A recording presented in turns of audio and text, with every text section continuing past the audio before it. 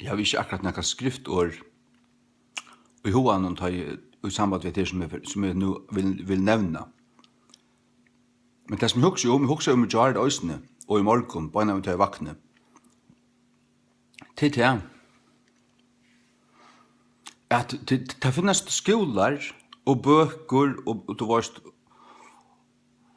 og folk som studerer det her, teologi og omgod, hæsa lærerne, til at læge.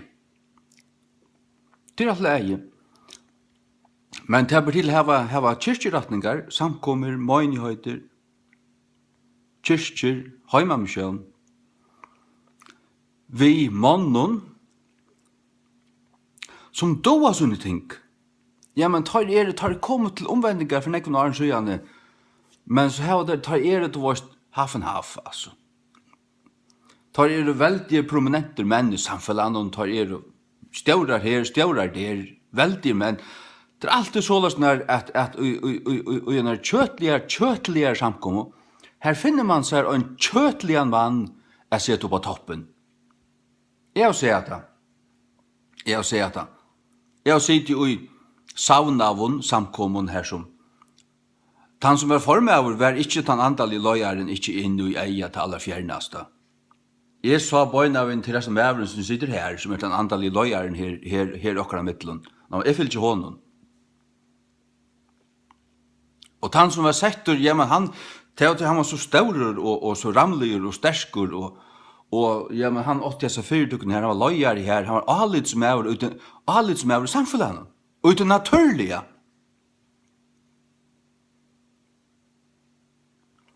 Således finner man seg menn som du vil snakka, og som hava akkurat vissar som drever folk at hans vel domtur, alt dam han så vel. Men kjenner han god? Kjenner han god? Det spurningen. En som kjenner god, og svengur etter kjennskapet til hans herre. Kjennskapet, jeg vil ikke bare høyre og få en rikva vitan og vita, jeg vet nek. Jeg ikke med å vitan, jeg vil gjerne vita. Men jeg vil ikke å vita alt om god og ikke kjenne han. Jeg vil nekvelder kjenne han til fullnar og vita ikke alt enn. Paulus skriver det også, nekkar helst kjenne at vårt, så kjenner han ikke enn til fullnar.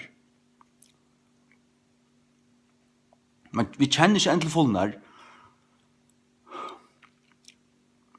Tog stendet til King James, the knowledge of him. Det har vi tog til kunnløgjen til hansara, det ikke hansara kunnløgje, til kunnløgje til hansara. The knowledge of, til hansara, til kunnløgje hansara. Og kunnløgje til hansara, til bæge. Of kvarsfall, og til òsne kvarsfall. Kunnløgjen til hansara. Det himmel hvor imuner at hava kunnløyga om god, og at hava kunnløyga til gods. Hever du kunnløyga til gods, så kjenner du han. Og kjenner du han, ja, så varst du alt om han òsne. Men ta plassera du til nianfyr til at kjenne han. Det det som alt snurrer seg om, til å kjenne god. Jøkken sånn hans Jesus Krist. Øya han, liva vi honom. Vera viner hans herra. Og hertil vera kjentur av honom. Så at han kjenner det.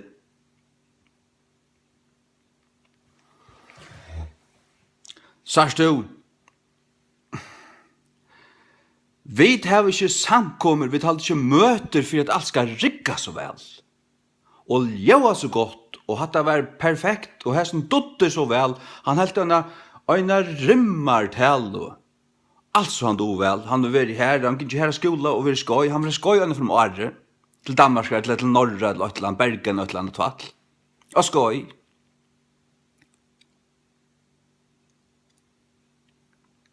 Ja, kjenner han god, så det er alltid leie. Men det er for apostlene ikke. Det er for Jesus valgte ångan av apostelen, At de 12, ongan at de 12 valgte han av til at de var så vel lærter, og så vel skarne for tungkobanden. Til at de var lovlærere, eller nekka tøylukt. Skriftlærter. Men tar kjente skriftene. Egentlig var det løgmenner her som kjente skriftene bedre enn tar lærte, tar som skulle øydes for å kjenne skriftene, tar kjente han ikke rett. Du blindast, og i tunnen egna klokskap og lærdom ofte. Hvis du ikke først hvis du ikke gonger fram ved en eimjukken hjärsta, og leter tingene sådna, og teker oit ting av gengen og skiler det til fullnar, og vi lærder av gode, det stender tilskriftene. Det stender tilskriftene. Først i Hans bra 22, tid det var ikke bruk for enn med å lære til kun. Tid det var ikke bruk for enn med å lære til kun.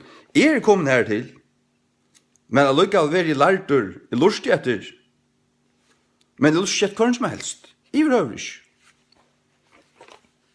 Og jeg får ikke for jeg halte til at jeg var bedre enn andre. Men hvor skulle andre vite bedre enn jeg?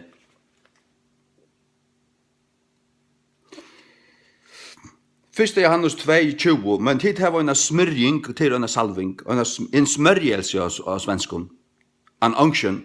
Tid her var en smørjing fra en høyleia, og vite allting. Og 22. Men salvingen som tid her var møtidje fra honom, var verande utikon, og tikkun tarvast ikkje at nekkar med å lære tikkun, men ønsk så hins sama salving, her stend salving, anointing, lærer tikkun om alla luter, og sannløgje, og angeligen, og enn ta ønsk så hon hever lært tikkun, skulle tid vera verande i honom, salvingen lærer okkun, hvor enda salvingen til holde anden?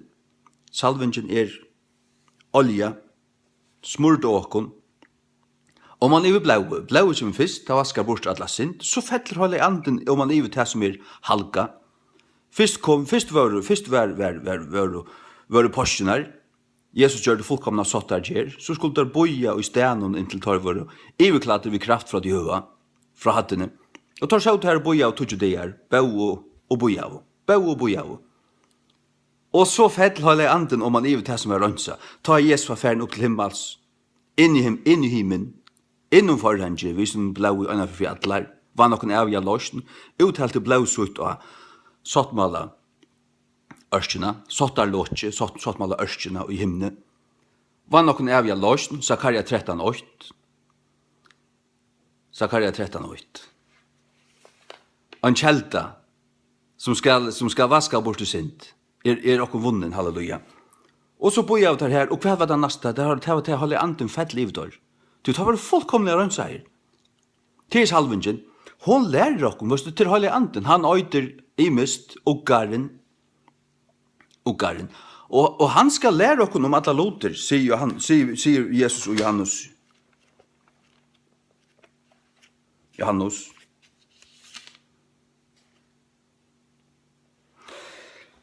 Johannes 16:13, hvordan enn tar jeg han, sannløkans ande, kommen, vil han løya tekkun inn i allan sannløyga, til at han skal ikkje tale av seg sjálvun, men hvert som helst han skal høyra, det skal han tala.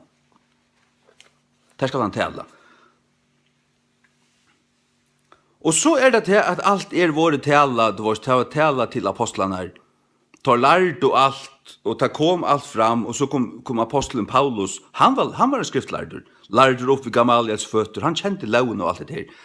Men han fikk det rette sammen han ikke, ta han ble endreføtter, fikk utsvallig anta, så han det rette sammen han ikke, og då bedre enn ekkar annar at legge alt ting ut, varst du.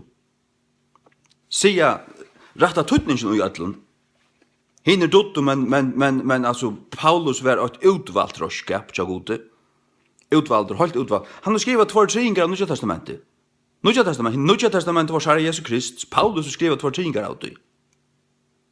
Loj. Halleluja, 13 brøv. Ja.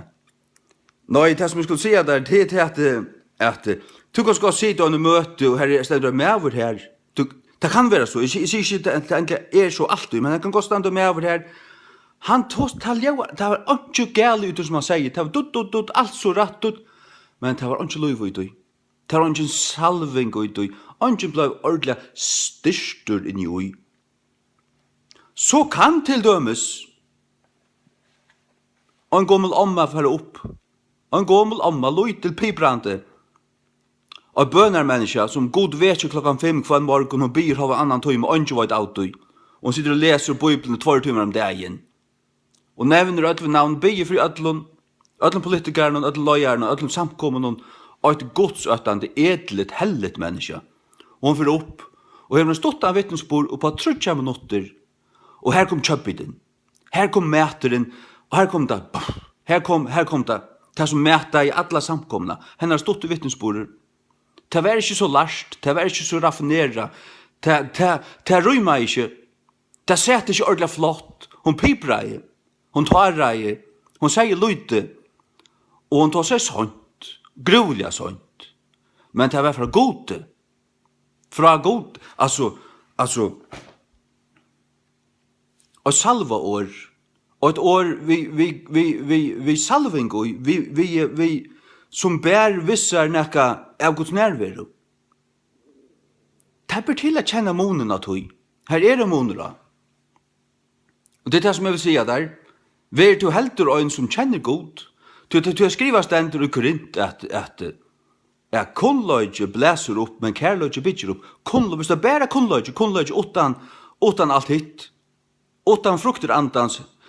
Av kvarjon frukten kærløyge den første. Hef du bare kunnløyga, og så ikke kunnløyga, og bare kunnløyga ui fyrir seg, ikke kunnløyga til gods, men kunnløyga god. Du egentlig kjenner ikke god. Du egentlig høyre omgående fra honom. Du egentlig har vorst bare han, og du minnes den som jo og lengst igjen, her midt i forsen, ta ble frelst, hei en stått der ryka tog, annars har du bare vært fullkomlig opptidsen av heimen, du elskar heimen. Du arbeid, du pengar, du hus, du kona, du biler, egentlig av tronen ut i hjertet. God, jo, jeg har sleppt den, helt du. Men han ikke han som du elskar, han ikke han som du lever for. Og så du så begavet, du så vel, og du er veldig lært her, og du finner ikke et plass, alle det skøy av sånne verslige mennesker her, til ta med damer det så vel. Du så vel lytter, og du så vel snakka. Og du samlar folk til at, det lever så godt. Men han og de som verilig sjálve kjenner god, de føler en månåsen her. Jeg har jo ofte følt månåsen her, så det fløyter etter ui. Det ikke mannlige visdommer. Det ikke det. Heldur ikke hvert skolar og bøker og menn kunne hava skriv om god. Så kan du lære det da, og det så løs, så heldur du det skilja det, og du kan endurteka det. Det akkurat som prestane vårt du. Du kan endurteka det. Men det himmel var i måneder, og at det var rønt disse tingene sjálfur, og at det var lært deg, eller være våren lærdur deg av gode, eller å utunne løyve sammen vi gode. Det så himmel var i måneder at høy. Så sånn at det som du snakkar om, det har du rønt, du øyer de tingene du snakkar om. Så øyla større måneder. Boja. Ikke? 4 Korint 2, fra vers 8. Og jeg brøver ta i kom til tikkere, kom ikke vi avbærløyga av talo, eller av visdom. Han kom ikke han ståler ikke på sånne oratoriske forløyker, og sånn avbæra visdom. Han kom ikke her i fraumon klævon, og vi en godmåla her, og ratten smuiler, så det gnistrar ifra, og har brillkrem, og luktar så vel, ordentlig lekker. Vi en gittar her bort. Kom ikke på den måten, Paulus. Jeg røver ikke. Ta i Paulus kom god vei. God bo i øynene, og fylls vi innom. Levde i øynene, varst du? Det himmel vi måneder at høy. Himmel vi måneder at høy. Kom ikke vi avbarlag av tale og etla visdømme, kun gerande det kom vittnesbord Guds. Tu rådde av ikke at vita nekran lovtyggere middelen utan Jesus Krist, og han krossfestan. Han heldt seg til krossens evangelium. Einfalt. Han fører ikke ut i positivismo og motiverande taler, så at humanistan kan lappe på seg og få en kjenslostimpring. Nei, han avkladde humanistene og oppmalet Kristus krossfestan, så at syndaren, nøyerslig humanistan, kunne renna seg til Kristus og være endurbøtter. Og jeg var tjatt ikke noe i vøykløyka og i øtta, og Miklar i bivan, han skalv, han ristest, benchen, han var et nøyersligt menneske, Paulus. Vøykløyka, øtta, og Miklar i bivan. Det var skal dere biva, dere sjelva. Og tala moin og pratikan moin var ikke vi tølande i åren, av visdom mans, men i sannvoising, demonstration, men i sannvoising av andan og av kraft. Han ståla på Guds anda og andans kraft. Han gav seg til Guds kraft, til hele andan. Han ståla på at han byrja å hos Guds år, så kom salvingen i hverandre, så ble han stersker. Men da han byrja han og seg selv var åndsje. Det det som jeg sier der. Det han realiseringen, hver satt Guds vittne kommer til, det åndsje, jeg kan åndsje, jeg stål ikke på min egna førløyga og kunnløyga og visdom og vid, eller nekka som helst. Men det djever meg, Herre, hva vil du at jeg skal sia? Hva vil du sia? Ja. Virka tu og jøgnu meg. Jeg trygg tykkere skulle ikke stande i visdom med manna, men i kraftgods. Han virka i kraftgods, for at torra trygg skulle standa i kraftgods, og ikke i visdom med manna. Hvis han kom her som en visdom med avur, så stod det alt folk på Paulus. Så bygde det på Paulus. Så var det holdt litt, og ikke avgode. Ikke avgode i røver. Men gav han seg til gods, og god virka i øynene, og han bare gav seg, og hørte, og vær salvavur, og hørte fikk av vid. Da kan du høyre. Hvis du ankan tog hever hørt fra gode, så er det bare tøyt og blad frelstur, så kjenner du god for lytte.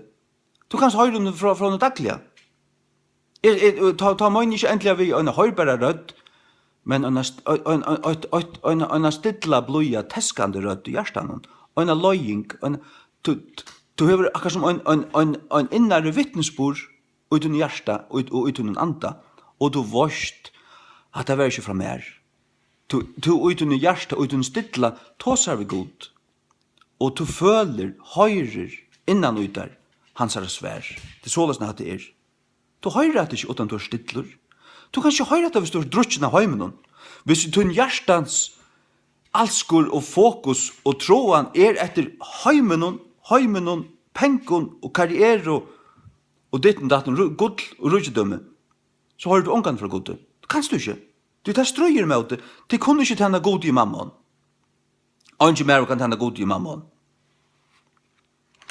Matteus. Seks, 24. Og ikke mer kan tjene tvoi morstaren. Det annakvart vil han heta at han øyna, og elska hin, eller annars vil han halda seg 30 øyna, og vanvira hin.